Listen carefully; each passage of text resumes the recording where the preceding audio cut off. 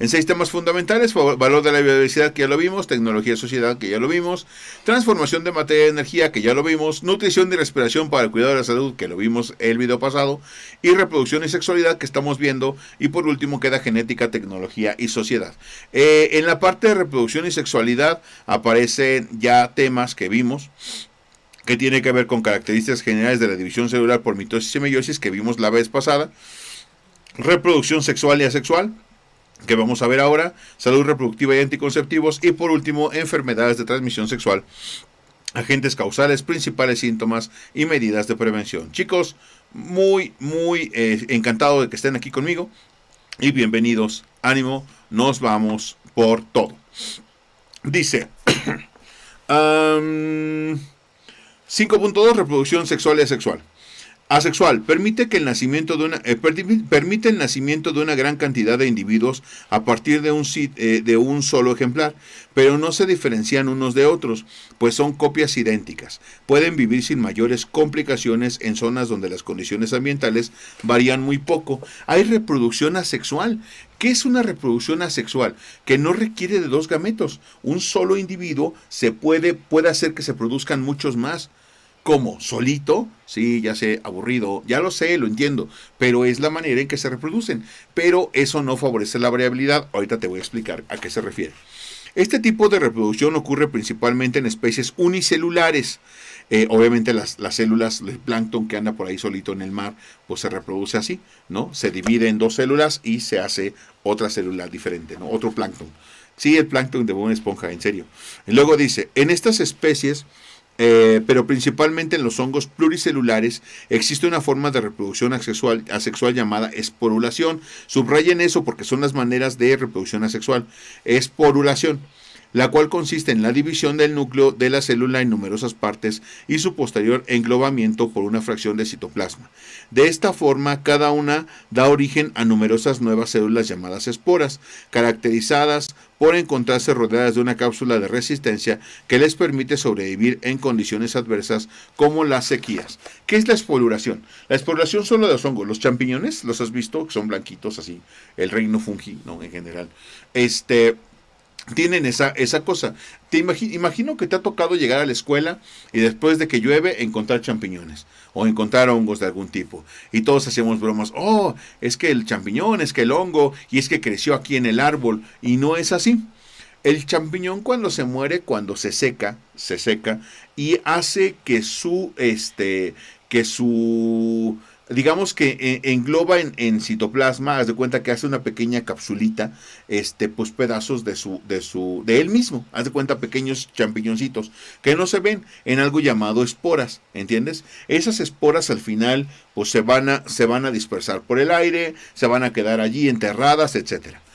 A la siguiente temporada, cuando empieza a llover, que la gente que recolecta hongos silvestres más o menos está esperando la temporada de lluvias, porque inmediatamente comienzan a salir, comienzan a brotar más champiñoncitos, ¿entiendes? O más honguitos de cualquier tipo.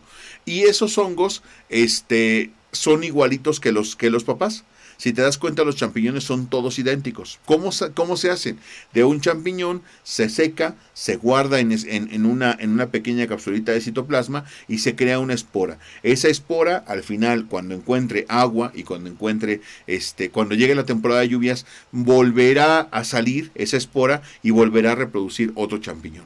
Por cada espora. Entonces, un champiñón reproduce millones de esporas y esos a su vez millones de champiñones. Y esos a su vez reproducirán esporas y así sucesivamente. Esa reproducción no es sexual. No requieres de dos champiñones para hacer uno, ¿no? Un solo champiñón hace muchos organismos de la misma especie. Desventajas, todos son igualitos. Y eso es un problema, porque quiere decir que cuando haya un cambio brusco de las condiciones, no tendrán adaptación. Será más difícil para ellos adaptarse. ¿Por qué? Porque solamente son igualitos al padre. No tienen otra cosa. Y nosotros no, pero ya te cuento ahorita, ¿va? Primero esto, luego.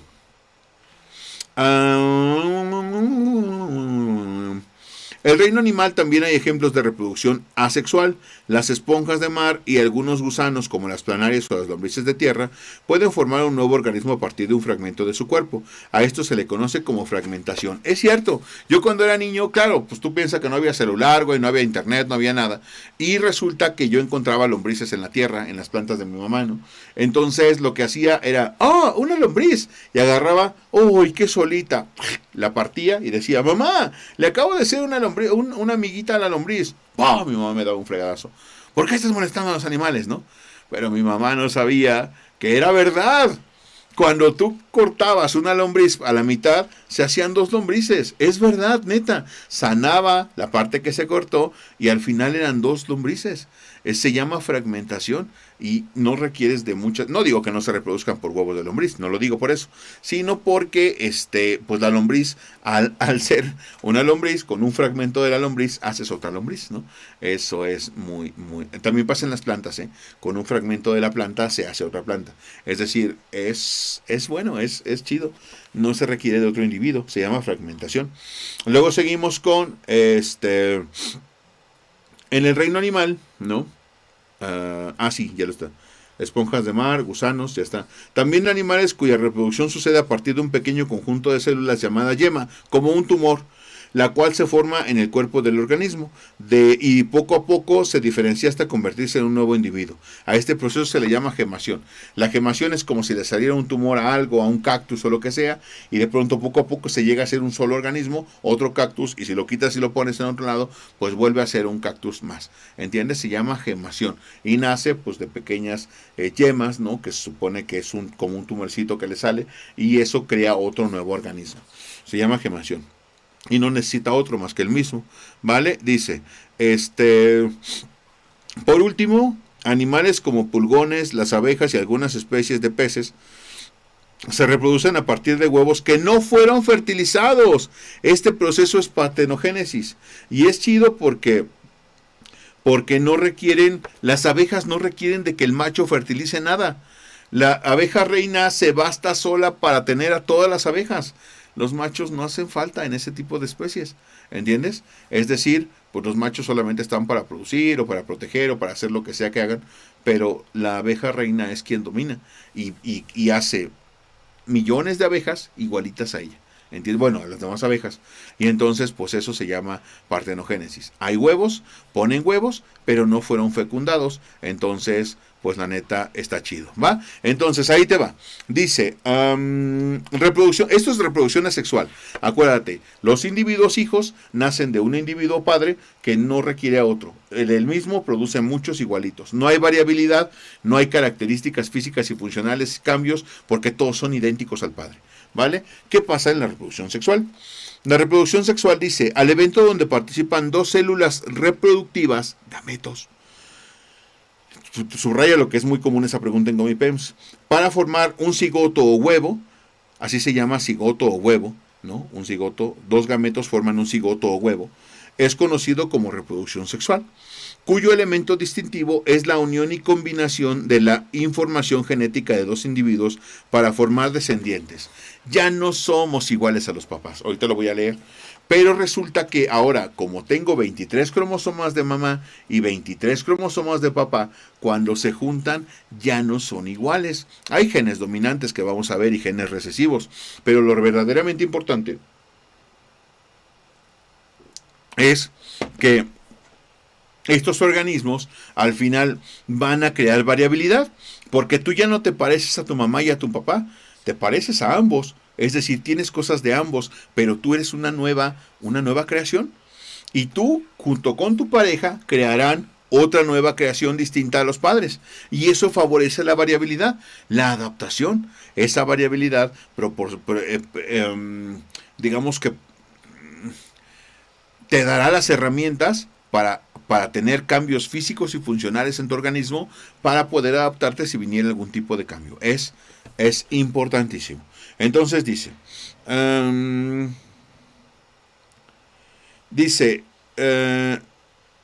algo distinto de los padres. Dice, cuyo elemento distintivo es la unión y combinación de información genética de dos individuos para formar descendientes algo distintos que los padres. Se diferencia de la reproducción asexual en que los hijos son distintos a los padres. A diferencia de las bacterias, eso también subraya lo que es pregunta muy importante de Comipens, muy común.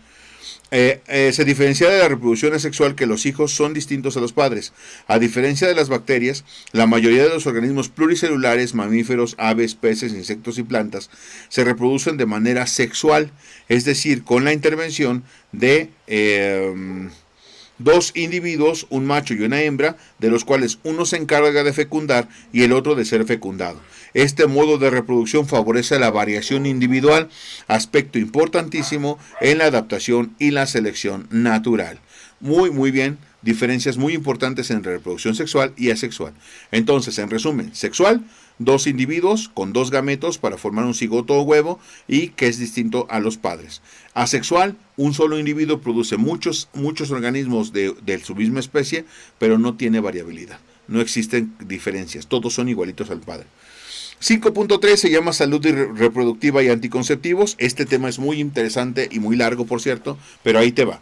Dice, salud reproductiva según la Organización Mundial de la Salud, el estado de completo bienestar físico y mental y social, el completo estado, ¿no? El estado de completo bienestar físico, mental y social en los aspectos relativos a la sexualidad y la reproducción en todos los aspectos de la vida. O sea, estar bien no solamente física, mental, sino socialmente también. O sea, ser aceptado por la sociedad en lo que corresponde a la sexualidad y la reproducción en todas las etapas de la vida. No es por tanto una mera ausencia de enfermedades. Oye, ¿estás bien? Sí, no me duele nada. No. Estás bien físicamente, mentalmente y sobre todo con el tema de la sociedad, que es importante. Entonces, la salud reproductiva implica que las personas puedan tener una vida sexual segura y satisfactoria, la capacidad de tener hijos y la libertad de decidir si quieren tenerlos, cuándo y con qué frecuencia. ¿Entiendes? O sea, relaciones sexuales seguras y satisfactorias, si quieres o no tener hijos, que también es importante, y cuándo quieres tenerlos y con qué frecuencia. Se llaman derechos reproductivos. Tanto el hombre como la mujer tienen derecho a estar informados y tener acceso a métodos de regulación de la fertilidad, es decir, para no tener hijos si no quieren, seguros, eficaces y asequibles. Y sí los hay. Los condones, por ejemplo, son seguros, son eficaces porque el 99.9% de probabilidad de que no te quedes embarazada, y asequibles sí, porque prácticamente te los regalan en el centro de salud, ¿no? Entonces, pues sí los puedes tener a la mano.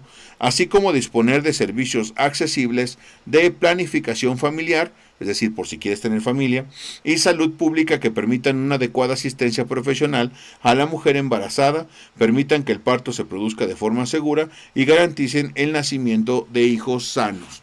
Entonces, pues es muy importante, la verdad, todo este tipo de cosas, porque quieras o no, te diría que la totalidad de los seres humanos tendremos que ver con la sexualidad.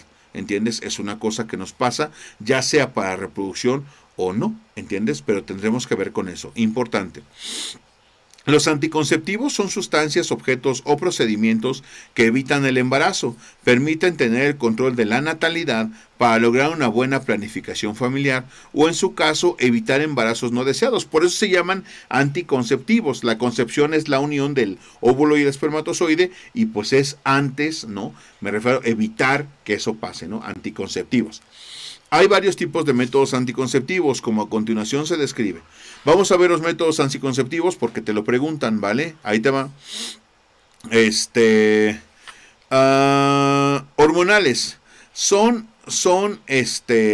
anticonceptivos que previenen el embarazo, deteniendo la liberación del óvulo por parte de los ovarios o manteniendo una mucosidad espesa en el cuello del útero. Las dos cosas son provocadas por los anticonceptivos hormonales, para que los espermatozoides no puedan llegar al útero y así evitar que el óvulo sea fecundado. Es decir, si hay penetración del pene y la vagina, pero aunque hubiese eyaculación, la mucosidad impide que lleguen los espermatozoides al óvulo, ¿vale? Se denominan hormonales, pues tienen una combinación de hormonas para realizar su función, estrógenos y progesterona, o fármacos similares. Las ventajas que tienen es que son fiables, disminuyen los dolores menstruales, anemia por carencia de hierro.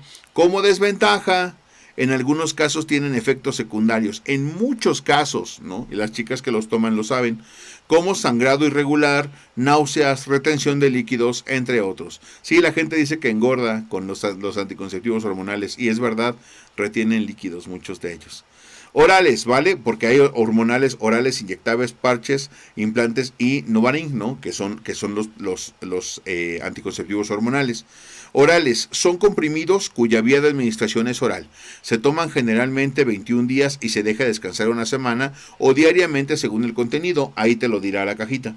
Inyectables. Se inyecta una progestina intramuscular o subcutánea cada 3 meses y con eso ya tienes esa posibilidad, ¿no? Entonces, parches se adhiere a la piel durante una semana y se retira para sustituirse por otro. Esa piel va absorbiendo el anticonceptivo. Implantes, bueno, la hormona. Se colocan bajo la piel para liberar progestina en el torrente sanguíneo, eso también se va aprovechando. Y el Nuvaring, el anillo, se usa dentro de la vagina, liberando hormonas para evitar el embarazo. Entonces, esos son los anticonceptivos hormonales y pues obviamente piensa que pues tienen a veces efectos secundarios o no, y pues la efectividad es pues total, ¿no? Naturales. Son anticonceptivos, estos no sé por qué los damos, ¿no? Porque ya de por sí el mexicano promedio es bien huevón y bien que le vale gorro todo.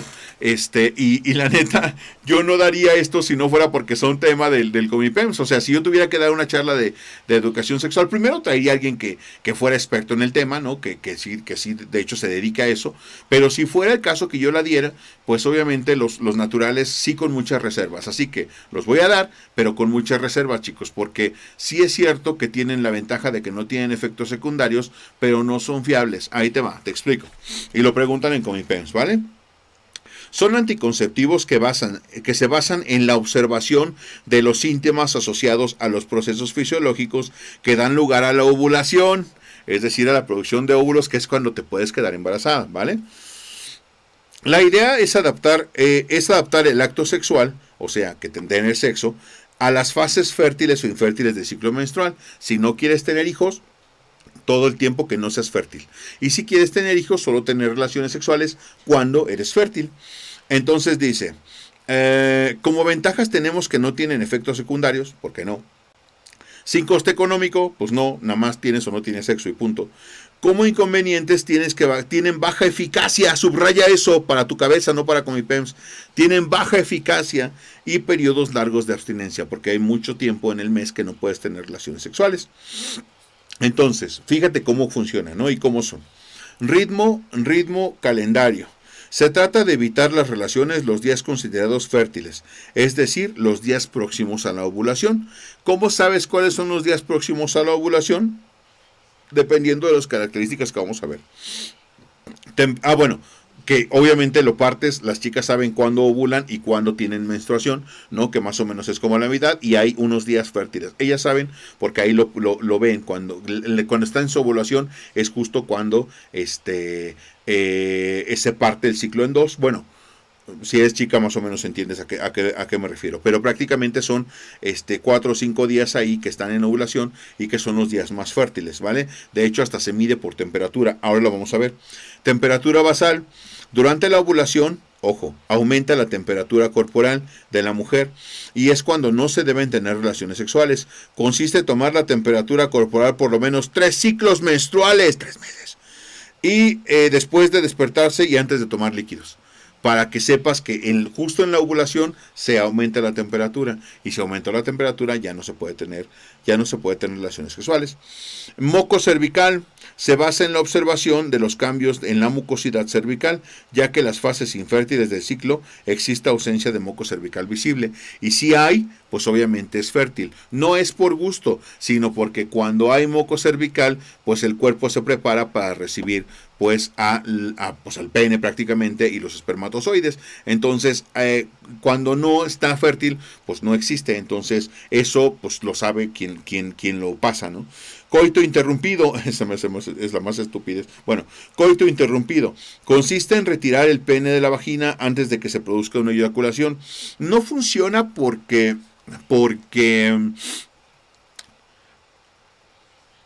cualquier contacto entre pene y vagina es una posibilidad de embarazo. Y prácticamente el hecho de que tú con la eyaculación saques todos los espermatozoides no quiere decir que el líquido seminal que está antes, que funciona como lubricante para las relaciones sexuales, no tenga, ya tiene. Entonces, pues es un peligro. Que es muy poco probable, sí, pero es un peligro de embarazo, ¿no? Bueno, coito interrumpido, antes de tener una eyaculación, pues dejas de introducir el pene, ¿no? Sacas el pene de la vagina para no que no se produzcan embarazos. Pero ya te digo, ojo, ya lo subrayaron, no son fiables, ¿vale? De barrera, anticonceptivos de barrera, también conocidos como mecánicos, impiden que los espermatozoides se pongan en contacto con el útero. Condón masculino y femenino son recubrimientos delgados de látex que se colocan en el pene erecto o dentro de la vagina, el masculino en el pene erecto, el femenino dentro de la vagina, y para tener relaciones sexuales porque no hay contacto entre ni pene ni vagina, ¿entiendes? Luego diafragma, aro de goma que se coloca en el cuello del útero cerrando el paso a los espermatozoides, que pues también es efectivo. Espermaticida, no, bueno, espermicida de hecho. Elimina la mayoría de los espermatozoides que acceden a la vagina. Es un coadyuvante de los métodos de barrera. De hecho, hay condones que traen espermicida integrado para que no haya esos lapsus de problemas, ¿no? con el embarazo. Luego sigue el dispositivo intrauterino o DIU. Está elaborado de plástico flexible, tiene una rama vertical y una horizontal en forma de T.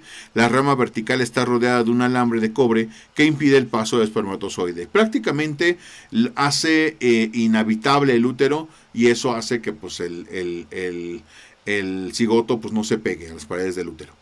Y los últimos son definitivos, son anticonceptivos que se utilizan de manera permanente. Vasectomía, la tradicional sin bisturí, método permanente que se realiza sin bisturí, haciendo una punción en la piel de la bolsa escrotal, de los testículos obviamente de los hombres, por arriba donde se encuentran los testículos, a través de la cual se localizan y se ligan y se cortan los conductos por donde pasan los espermatozoides, y así pues sin espermatozoides, ¿cuál embarazo, no?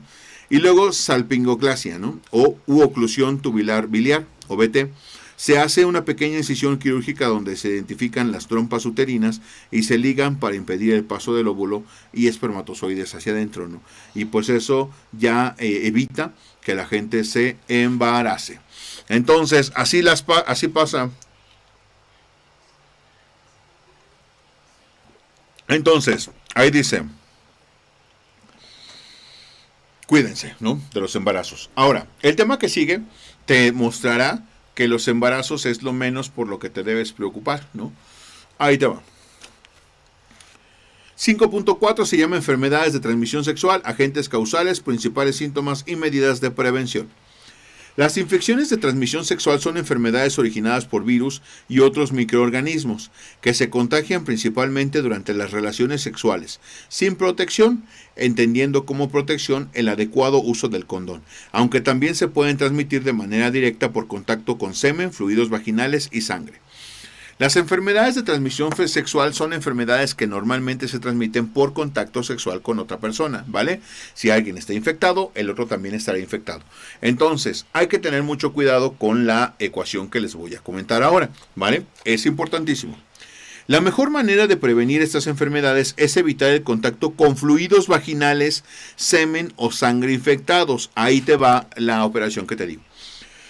Por lo general, la sexualidad es muy variada, ¿no? Mi intención no es darles a entender cosas que se supone que son cuestiones que deben platicar con su familia. Es decir, muchos de ustedes tienen una plática de sexualidad con sus padres donde les explican, pues, cómo funciona. Yo espero espero no ser la primera persona que les habla al respecto de esto, pero necesito que entiendan a qué se refiere. La manera de infectarte la manera de contraer una enfermedad de transmisión sexual solamente puede ser fluidos vaginales, fluidos seminales y, semen, ¿no? Y sangre, ¿no? La sangre infectada, vamos a ver que pues las transfusiones sanguíneas, compartir agujas con drogas, la gente que se droga y comparte agujas con la gente que está enferma, pues ya se fregó porque ya tiene esa enfermedad. De lo contrario, solamente es contacto con fluidos vaginales y seminales. Entonces, ¿qué es peligroso para eso? El sexo oral. No puedes tener sexo oral con una persona sin tener condón en el caso de chico o chica con el chico. Es decir, el pene del chico, si eres chico o chica, es irrelevante. No puedes tener sexo oral con alguien que no use condón. Si tiene condón, sí, pero si no tiene condón, no se puede. De hecho, se me hace mucha gracia la gente que luego dice, es que tuvimos sexo oral y después, bueno, tuvo sexo oral, me puse el condón y entonces tuvimos relaciones. Güey, esa persona ya está infectada. No la persona, que tiene el pene, ¿no? Sino la persona que lo tiene, que le está haciendo el sexo oral. Porque la saliva no transmite las enfermedades de transmisión sexual, pero el semen sí. Entonces, eso ya implica que la persona que hizo sexo oral, chico o chica, a un pene, entonces ya está infectado. 2.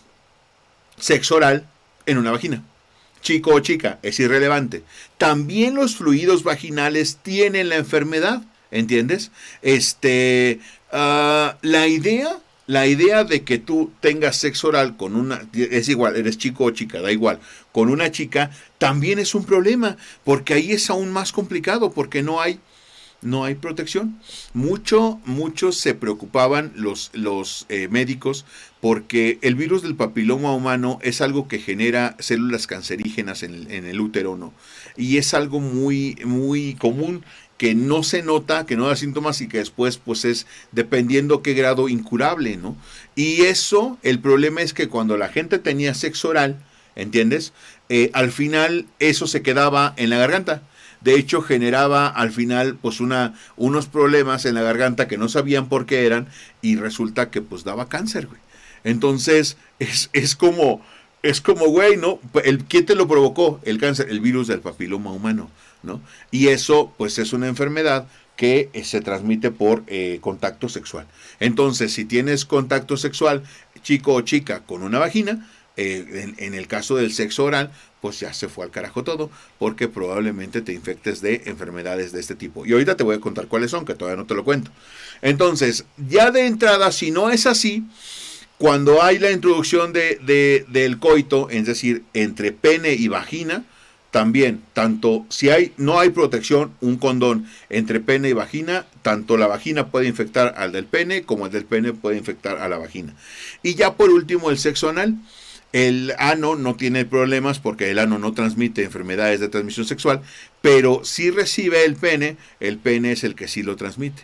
Entonces, las cuentas son: no puedes tener relaciones sexuales sin protección, contacto con fluidos vaginales, fluidos seminales y sangre. Y fluidos vaginales y seminales tienen que ver con el sexo anal, sexo vaginal o sexo oral. Mucho cuidado con eso porque deberías cuidarte por lo que viene a continuación. Ahora te lo explico. Dice, debemos poner especial énfasis en la protección durante las relaciones sexuales, ya que, como su nombre lo dice, son enfermedades de transmisión sexual y aunque se transmiten de otras maneras, la principal causa es mantener relaciones sexuales con alguna persona infectada. Ahí radica la importancia de ejercer una sexualidad responsable. Si ya lo vas a hacer, sé responsable. Papás, hablen mucho con sus hijos al respecto. Hijos, pregúntale a tu papá, es la persona más adecuada. Sé que a veces no se puede, los papás valemos madre, pero sí es importante tener una comunicación muy, muy importante, ¿vale? Entonces, ahí te va. Dice, y sí, por eso justo, pues, no tener relaciones sexuales es lo mejor que te puede pasar, ¿no? Porque no te infectas. Pero ahí te va, ¿cuál es el problema? Las enfermedades que se pueden transmitir son sífilis, cuyo nombre científico es Treponema pallidum. Es una bacteria y la forma de transmisión es por contacto sexual o de forma congénita, es decir, del nacimiento de la madre a los hijos. Puede ser que si la mamá tenía sífilis, el hijo también tiene sífilis. Gonorrea es una infección producida por una bacteria que lleva por nombre científico Neisseria gonorrheae y se transmite por contacto sexual. Güey, es que es neta. Te salen verrugas, te salen granos, te salen llagas. ¿Entiendes? Es doloroso, es molesto, es dependiendo de los síntomas de cada una. De hecho, yo los mandaba siempre, si no hubiera pandemia, los mandaría al Museo de Medicina, que está enfrente de la Plaza de Santo Domingo, el Museo de Medicina de la UNAM, que está ahí por República de Chile, me parece, no me acuerdo ahora. Búsquenlo, Museo de Medicina, está enfrente de la Plaza de Santo Domingo, y ahí los mandaba. De hecho, ese era un sitio, pero pues ahora hay pandemia, no sé si está seguro de estar mandando a la gente, pero si algún día tienes oportunidad, chécalo. La neta es impresionante, están las maquetas de cómo está, lo ves y dices, oye, qué mal le fue a esta chica, ¿no? No, es un chico. ¿Y el pene? ¿No? Efectivamente, está llenísimo de verrugas y de, güey, es asqueroso, ¿entiendes? Yo qué te digo, chécalo, búscalo, ahí está en la red, ni siquiera tienes que ir, no tienes que irte a páginas feas ni nada de eso. En las páginas de salud se encuentra, ¿vale? Entonces, gonorrea se transmite por contacto sexual. Clamidiasis es una infección sexual que se produce por una bacteria llamada Clamidia trachomatis y se transmite por contacto sexual. Candidiasis, la enfermedad de las niñas bien. Esta infección se produce por un hongo llamado Candida albacanis y se transmite por contacto sexual, por invasión general del hongo en un sistema inmunológico débil, ¿no? Y pues prácticamente por usar ropa apretada y todo ese tipo de cosas, ¿se acuerdan? Luego, tricomoniasis. Es una infección causada por un protozoario. Acuérdate, preguntan mucho qué lo produce. Y acuérdate que estamos viendo por un hongo, por una bacteria, por un protozoario. Muy importante que lo subrayes. Llamado tricomona vaginalis y se transmite por contacto sexual. Uso de baños públicos. ¡Qué tristeza! Agradezco todos los días al Señor pues no tener que ir como, ¿no? Poder hacer pipí parado y ya está, ¿no? Lo demás me aguanto. Y roce con ropa o toallas infectadas. Mucho cuidado con eso. Herpes, una infección de transmisión sexual causada por un virus llamado herpes simple tipo 2, virus, y se transmite por contacto directo con la piel que tiene una lesión. Si tiene la lesión, entonces vas a tener herpes también tú. Hepatitis virales, esta infección de transmisión sexual es producida por un virus denominado virus, VHB, ¿no? VHB, y se transmite por contacto sexual, transfusión de sangre contaminada o por uso de agujas compartidas con enfermos. Y hepatitis tiene que ver con el hígado y itis tiene que ver con inflamación del hígado. Papiloma humano, de la enfermedad que te hablaba, dice, en caso del papiloma humano, la infección se transmite por un virus llamado virus del papiloma humano y la forma de contagio es por contacto sexual. Luego sigue SIDA, muy, muy peligroso. Es una enfermedad de transmisión sexual provocada por un virus llamado virus de inmunodeficiencia humana y se transmite por contacto sexual, transfusión de sangre contaminada y por uso de agujas compartidas con enfermos. Si son detectadas a tiempo, todas las enfermedades de transmisión sexual, con excepción del SIDA, son curables. Es importante poner especial énfasis en el cuidado de la salud sexual para evitar el contagio entre los adolescentes mediante la protección adecuada al tener relaciones sexuales o la abstinencia, es decir, no tener relaciones sexuales. Y sobre todo el SIDA, chicos, el SIDA es incurable. No hay manera de que si te da SIDA haya una reversión, ¿no? En las otras, pues con el tratamiento adecuado y le echamos ganas y todo eso, pues sí te curas, pero el SIDA es imposible. El SIDA se llama virus de inmunodeficiencia humana, ¿no? Y te da lo que se llama síndrome de inmunodeficiencia adquirida, ¿no? SIDA. Y el VIH, que es el virus, es lo que lo provoca. Entonces el virus es lo que te enferma, SIDA es la enfermedad que te provoca. Y prácticamente lo que hace el virus es matar tus glóbulos blancos. Esos glóbulos blancos que son los que defienden tu organismo, los mata, te deja sin defensas completamente. Y si te da gripe, te mueres. O tos, ¿no? O lo que sea. Te da y te mueres, porque ya tu cuerpo no tiene defensas, va haciendo poco a poco, y sí hay gente que ha tenido, pues que dura años con el SIDA, pero ya la calidad de vida, mientras más pasa el tiempo, es peor, y no tiene cura, en absoluto. Entonces, si te da a los 15 años, güey, pues no vas a llegar a los 30, ¿no? Muy probablemente.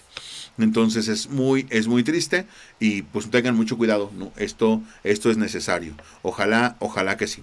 Entonces dice, genética, tecnología y sociedad es el último tema ya de biología y con esto cerramos. Sigue un tema que se llama, solamente son dos temas fundamentales que son fenotipo, genotipo, cromosomas y genes y métodos, beneficios y riesgos de la manipulación genética. Voy a explicarles esto, déjenme abrir un archivo que lo necesito y ahorita les explico por qué está bien perro. Aquí está mi archivo y ahorita se los muestro. Nenes Petit. Ahí está, listo. Ahí lo tengo. Primero vamos a ir por cromosomas y genes y después por genotipo y fenotipo, ¿vale? Se los voy a explicar. Primero, cromosomas. Bueno, ahí le puse I porque se me olvidó borrar la I, pero bueno, déjenlo marco porque lo tengo que quitar para la guía que viene. Entonces, pues es cromosomas, ¿vale? Le voy a quitar I. Adiós. Dice, las primeras observaciones al microscopio de células teñidas mostraban al núcleo como una zona intensamente coloreada. Es decir, cuando empezamos a usar los microscopios y veíamos una célula, había una parte que tenía mucho colorcito. De hecho, dice, por ello al material nuclear, o sea, lo que está dentro del núcleo, lo llamamos cromatina. Posteriormente, los biólogos descubrieron que esta sustancia, ADN, estaba asociada a la proteína a proteínas formando largas cadenas. Cuando las células se dividen en cromatina, cuando las células se dividen, o sea, es decir, cuando las células se dividen en dos células, la cromatina se divide y enrolla formando los cromosomas, palabra que significa cuerpos coloreados, y son precisamente esas estructuras las responsables de la transmisión de la herencia biológica. Ahorita lo explico. Genes. Los cromosomas contienen las unidades de los caracteres hereditarios, que son los genes. Podemos entender entonces que los genes son segmentos de cadenas de ADN que se localizan en los cromosomas y que contienen moléculas específicas que sirven como clave para distinguir la formación de una determinada proteína, la cual forma parte de la estructura de un organismo o participa en las reacciones químicas de una función metabólica. Ahorita te voy a explicar esto. Es que es brutal. Te lo juro. A veces no entendemos cómo funciona nuestro organismo y esto te va a hacer mucho bien para este caso. Bueno, comienzo. Resulta que tenemos esto aquí. De hecho, a ver si lo puedo... Bueno, no, sí, yo creo que sí. Bueno, espera, déjame ver si lo puedo pasar para acá todo, porque estaría más chido que lo tuviéramos juntos. Seleccionar. Voy a borrar esto. Y en el lienzo lo voy a hacer más grande para que quepa todo muy bien. Así. Así, bueno, un poquito más, así, ¿no? Así, listo, ahí, listo, así, perfecto. Ahora voy a llevarme estas para acá, esto que está aquí, y lo voy a poner aquí. Joder, qué grande, ¿no? Ahí está, listo. Y lo voy a poner por aquí atrás, porque lo voy a necesitar. Así, ahí atrás, así, aquí arriba, a ver si lo hago más grande. Ándale, perfecto. Y luego me voy por otro, que es esto. Y lo voy a poner aquí también.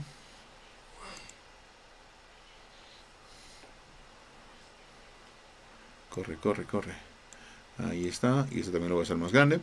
Y ya por último, el último que está aquí, que me interesa también que lo vean. Y lo voy a poner aquí. Y lo voy a hacer más grande. Ahora sí, chicos. Oh, qué tonto. Bueno, ya borré uno. Ni modo. ¿Qué se le va a hacer? Lo tengo que volver a hacer. ¿Ves? Es que eso me pasa por menso. Ahí está y ahí está.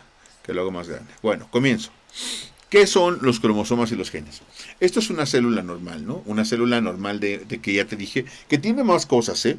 Que tiene más cosas. De hecho, ustedes ya tenían que saber que tiene una célula. La célula la ven, la célula animal y vegetal en la primaria, güey, y en la secundaria. Entonces, eso ya no es parte del temario de Comipems, pero si te los quieres aprender y revisar, muy bien. Ya vimos los organelos necesarios para producir la respiración y la fotosíntesis. Lo demás ya no se ve. En el caso de los organismos, ¿vale? Ahorita nos interesa el otro organelo que se llama núcleo. Esto es la célula. Ya si tú revisas los demás, eso ya es cosa tuya. Esto es una célula. La célula tenía un núcleo. Cuando lo vieron por primera vez al microscopio, se dieron cuenta que había puntitos de colores. ¿Los ves? Aquí. Y luego, cuando ya los vieron más de cerca, se dieron cuenta que esto era lo que se veía, lo que se llaman cromosomas. Yo me hice ese estudio por compatibilidad, porque mi esposa es española y yo soy mexicano, entonces nos pidieron que nos hiciéramos el estudio para poder tener hijos y saber que pues no había una incompatibilidad entre nosotros, y no, todo funcionó bien, así que yo ya vi los míos, yo sé cómo son los míos, tienen así esas características y esto, y son así medio raritos, ¿no? Los míos deben ser preciosos, pero bueno, no tenían colorcito, me los dieron como en una copia. En fin, estos son los cromosomas, ¿vale? Ahora, piénsalo así como te lo estoy diciendo. Esto es la información genética. ¿Qué tienen los cromosomas? ¿Qué forman los cromosomas? Los genes. No son así, mira. pequeñas paquetitos de proteínas que tienen adenina, tiamina, guanina y citosina, ¿ves? Que son así. Esos son lo que son los genes y que forma esto. Ya sé que no se parecen a los míos están más perros, pero la idea es que formen algo llamado cadenas helicoidales, ¿vale? Que se ven así. Y están compuestos de adenina, tiamina, guanina y citosina. Estas proteínas forman lo que son los genes. ¿Qué son los genes? Son como pequeños comandos que tú metes a un videojuego o a una computadora y que saben qué hacer específicamente. Son como programaciones. Aquí puede haber el color de tus ojos, aquí puede haber el color de tu piel, aquí puede haber el color de tu, no sé, el tipo de cabello que tienes, si vas a ser, si tienes a engordar, si eres enojón, güey, todas las cosas que son tu papá y tu mamá se conjuntan en ti. 23 de estos hay de cada uno, 23 de mamá y 23 de papá en un núcleo. Y ese núcleo, pues obviamente, está dentro de cada una de las células de tu cuerpo. Pares de cromosomas están en todas las células de tu cuerpo. Entonces, eso fue lo que se descubrió. ¿Qué son los genes? Son pequeños paquetes de información que contiene lo que somos nosotros. Desde si vas a padecer obesidad, que si vas a padecer alguna enfermedad genética, como falta de producción de alguna vitamina, o más bien de absorción de alguna vitamina, un infarto. Hay gente que se muere a los 40 años de un infarto y su hijo se muere también a los 40 años de un infarto, alguna falla cardíaca, alguna malformación. Güey, todo esto está aquí, ¿entiendes? El color de los ojos que vas a tener, la complexión que vas a hacer, el tamaño y la estatura, todo está aquí y está repartido en 46 cromosomas en el ser humano. En los animales son diferentes cada uno, en los gatos son 12, en los elefantes son 76, ¿entiendes? Cada uno de los animales, cada uno de los organismos tiene distintos tipos de cromosoma. Entonces, esto implica que la información genética se encuentra en los cromosomas, que son los genes. Y los genes son paquetes de información que son la combinación de estas proteínas que le dicen a nuestro cuerpo qué hacer o qué no hacer y cómo funcionar. Y las cadenas helicoidales reales son estas que están aquí, ¿no? Esto que se ve aquí. Estas son las cadenas helicoidales y están formadas de esas proteínas que son los genes y que al final se enrollan en lo que llamamos cromosomas. Chicos, así de fascinante es nuestro cuerpo. Todo lo que vas a hacer o que puede ser está contenido en los cromosomas y en los genes. Ahora, vamos a ir más allá.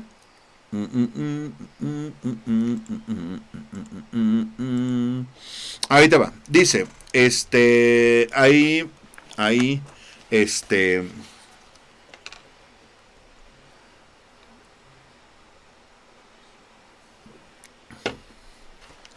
ahora vamos a ver qué es el genotipo y el fenotipo. Ya entendiendo qué son los genes y qué son los cromosomas, vamos a entender qué es el fenotipo y el genotipo.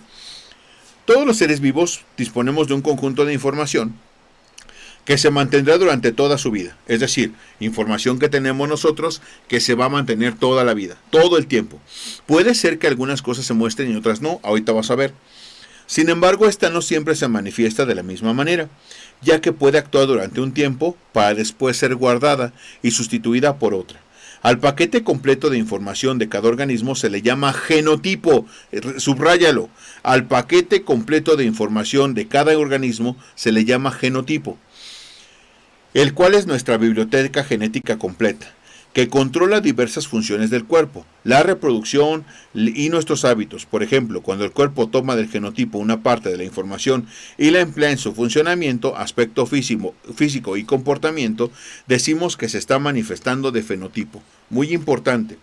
Así que el genotipo es como nuestro guardarropa y el fenotipo la ropa que vestimos diariamente o según la época del año. En ocasiones el fenotipo depende de la fuerza de cada gen para manifestarse. Ahorita vamos a ver eso. Primero, genotipo y fenotipo. Yo creo que puede ser el caso que tu mamá sea bajita y tu papá muy alto. Y tú saliste bajito. Y te molesta. Yo quería ser alto. O al revés, saliste alto y querías ser bajito. No sé. Cada quien sabe qué es lo que quiere ser y cómo quiere ser. Entonces, ¿qué pasa? ¿Qué no, profe, qué no dijiste que yo tenía 46 cromosomas, 23 de mi mamá y 23 de mi papá? ¿Y qué no dijiste prácticamente que, chicos, sí, por favor, chicos, está lloviendo horrible aquí aquí en su casa, ¿no? Así que si en algún momento se corta la transmisión, pues voy a esperar a que vuelva la luz mientras me apuro, ¿va? Por si acaso se cortara, vuelvo con ustedes. Si no vuelve la luz, pues les avisaré por Facebook en el grupo de 128, ¿va? Digo, por si acaso, te ocurre, pues no voy a poder verte. Bueno, en fin. Profe, tú dijiste que tenía 46 cromosomas, 23 de mi mamá y 23 de mi papá. Y lo que es mi papá estaban en sus 23 y lo que es mi mamá estaban en sus 23. Sí, sí lo dije. Y entonces, ¿por qué soy chaparro? ¿Por qué soy bajito si yo quería ser alto? Porque tú no decides qué ser. Es decir, tú dentro de ti, ojo, dentro de ti hay información genética. Y esa información genética está allí siempre. Tú eres alto y bajito a la vez dentro de ti, pero eso se le llama genotipo, la información genética completa. Pero no puede ser alto y bajito a la vez. Así que tu cuerpo escoge una y tu cuerpo escogió, los genes escogieron ser bajito. ¿Por qué? Pues porque es el fenotipo. ¿Qué es el genotipo? Todo lo que tú puedes ser. ¿Qué es el genotipo? Lo que eres. Vi un comentario de un chico o chica que decía, odio mis genes porque mi nariz está ahí. Ya lo sé, quizá tienes la nariz de tu mamá y querías la de tu papá o viceversa. Y el problema es que las dos formas de la nariz están dentro de tus células. Cada célula de tu cuerpo las tiene. Pero el problema es que ganó la que tienes. Y solamente se manifestó. Entonces tu nariz que no te gusta es el fenotipo. Y toda la información, la nariz de las dos formas está dentro de ti y se guarda como genotipo. Pero así con todo. El carácter que tienes, si tienes el carácter de tu papá, tenías los dos, pero prácticamente se manifestó uno de los dos. Entonces, ¿qué es el genotipo? Todo lo que puedes ser. ¿Qué es el fenotipo? Lo que eres, lo que se manifiesta, lo que se puede ver que eres tú. Entonces, el color del cabello, el color de los ojos, el color de la piel, la estatura, todo, la complexión, todo eso es el fenotipo. ¿Qué es el genotipo? Todo. Eso más todo lo que no eres. Si vas a ser bajito y alto, si vas a tener ojos de un color y de otro, etcétera, etcétera, etcétera. Todo está allí, pero solo se manifiesta uno. Y tiene mucho que ver, ojo, aquí tiene mucho que ver con los genes recesivos y dominantes. Ahí te va. Dice. En ocasiones el fenotipo depende de la fuerza de cada gen para manifestarse. En estos casos, cuando un carácter se hace presente neutralizando al otro, ya se habla de un evento de dominancia. Ojo, uno de los dos genes tiene los dos, pero uno de los dos dominará al otro, ¿vale? Existen recesivos y dominantes, los genes, ¿no? Los ojos de color café son dominantes sobre los azules, es decir, si un padre tiene los ojos cafés y el otro azul, el hijo tendrá los ojos cafés. Sin embargo, el hijo sigue llevando dos genes, pero el color café se manifestó de fenotipo. Quizás si su pareja tenga los ojos azules, tiene una probabilidad de tener descendencia con ojos de color azul. Eso, de hecho, es un cuarto y tiene que ver con las leyes de Mendel, un tema que es brillantemente hermoso, pero que no podemos verlo porque no es parte del temario de Comipems. Te voy a contar una triste historia, ¿vale? Antes de irnos al último tema, porque ya nada más queda un subtema y ya no voy a dar otra clase para este subtema, lo vamos a ver ahora.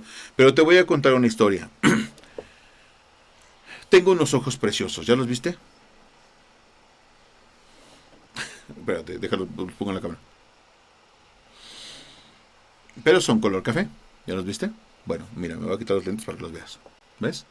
Color café. Entonces, mi esposa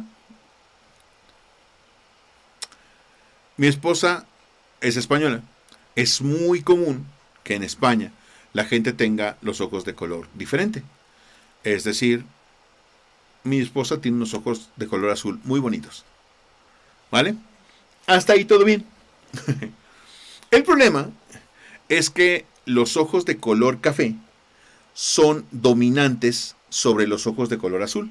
Es decir, nuestros genes están en mis hijos. Y adivina de qué color tienen los ojos mis hijos.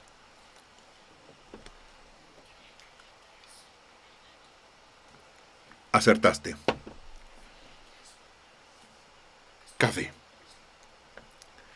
Hoy soy su ídolo, papá, eres el mejor, papá, te rifas, papá, la neta. Pero cuando se den cuenta de lo bonitos que son los ojos de su mamá, van a decir, ¿por qué te casaste con este güey, no? Que tiene unos ojos asquerosos, ¿no? Y efectivamente mis hijos tienen los ojos café los dos. No quiere decir que dentro de sus genes, es decir, dentro del genotipo de mis hijos, estén los ojos azules. ¿Qué tendría que pasar? Que se casaran o que tuvieran hijos con una persona que tuviera ojos de color. Si eso llega a pasar, entonces sus hijos tienen una oportunidad. No todos.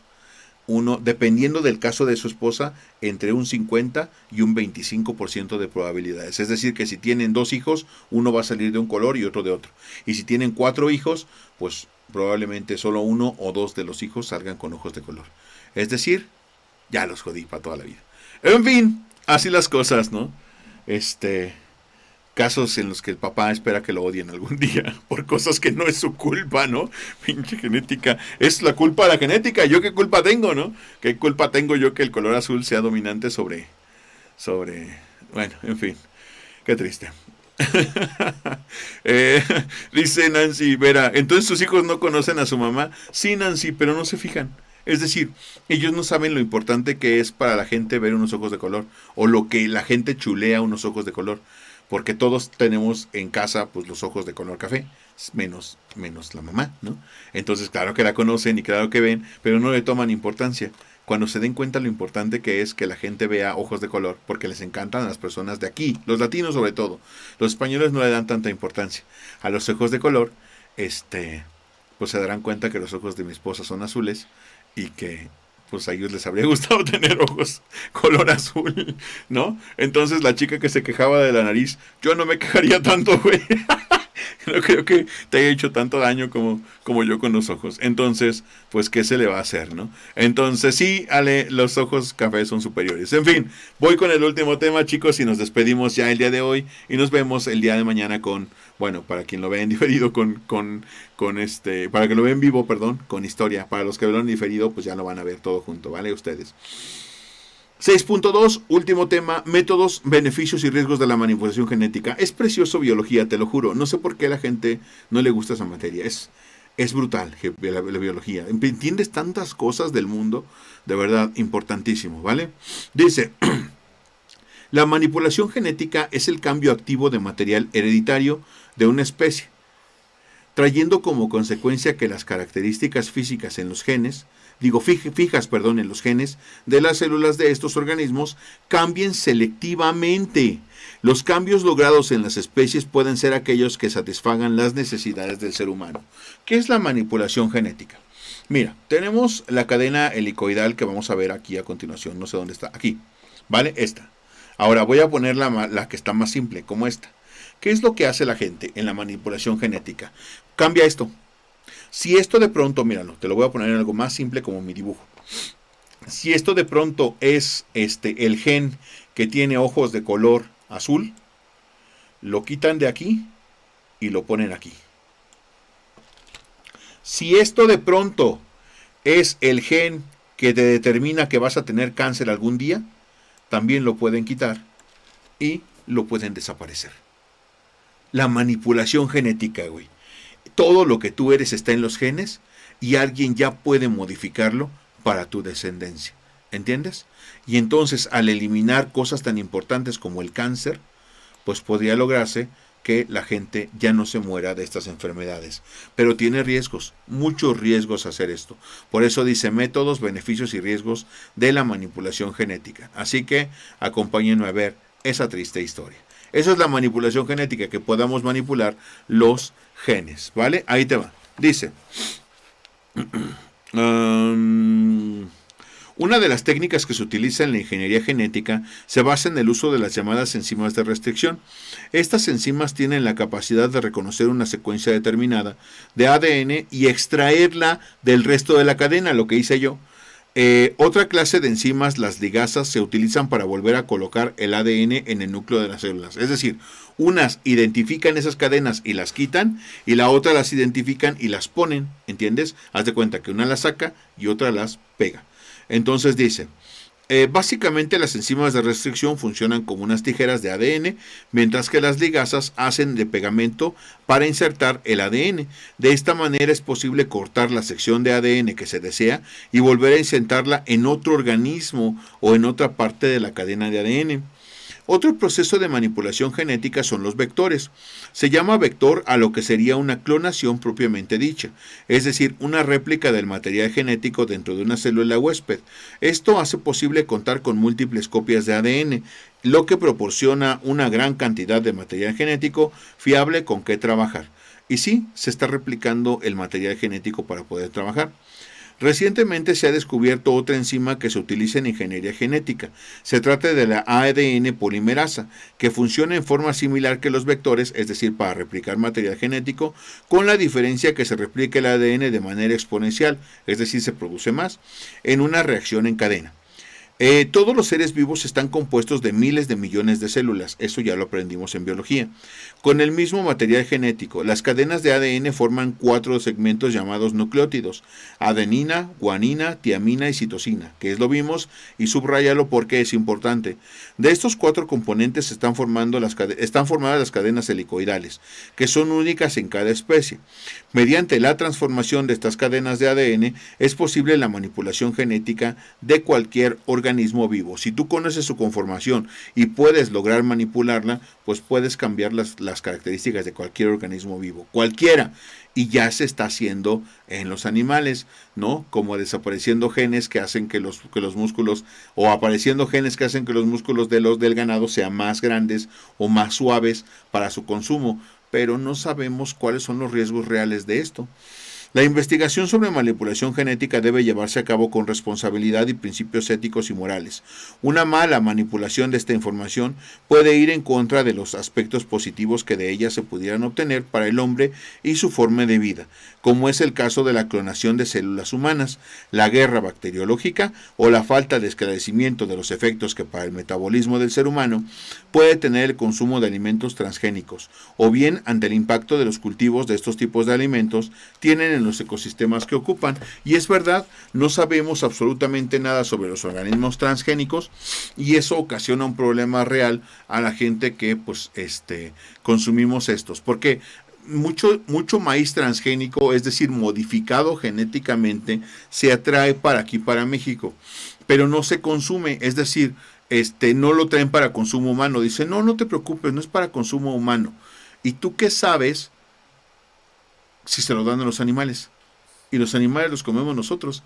Entonces, pues empieza a haber riesgo de, como no hay estudios que certifiquen que no hay ningún efecto secundario, pues que lleguen a provocar malestares en nosotros. Chicos, chicas, mamás, papás, mi nombre es Manuel Hernández, soy parte de Editorial Ignium y con este tema terminamos biología. Ya puedes responder el cuadernillo de ejercicios en la parte de biología, darle una revisada antes, obviamente, y sobre todo, pues darle un repaso muy importante para que te queden bien claros los temas. Ahí están los videos, se quedan grabados y están en la lista de reproducción y sobre todo, pues, échale las ganas del mundo. Entiende que eres la única persona capaz de cambiar tu futuro, que puede ser lo que te proponga hacer, sí, pues obviamente luchas muy fuerte por conseguirlo, y que si el mundo no te acompañara, pues puedes cambiar tu mundo. Hazlo, tienes esa capacidad, créeme, confía en mí, yo sé que tienes esa capacidad. Chicos, cuídense muchísimo y nos vemos en el siguiente video. Para los que lo ven en directo, pues mañana toca historia, el último tema. Para los que lo ven en diferido, pues ya denle clic a otra materia porque ya acabaron biología. Cuídense mucho, chicos. Un abrazo para todos. Mis felicitaciones a los papás, mamás que están por allí, a los maestros dedicados a su trabajo. De verdad, un reconocimiento y aplauso por su labor.